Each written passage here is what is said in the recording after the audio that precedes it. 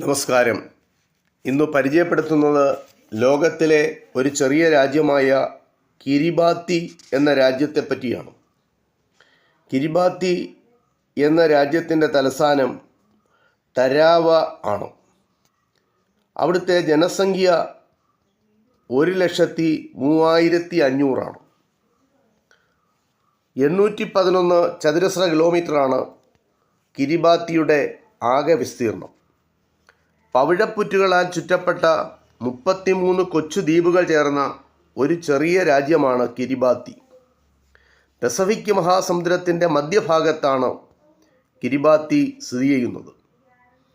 1979 Kiribati ബ്രിട്ടനിൽ നിന്നും സ്വതന്ത്രമായത്.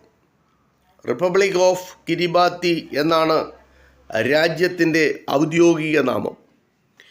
കിരിബാത്തിയിലെ പകുതി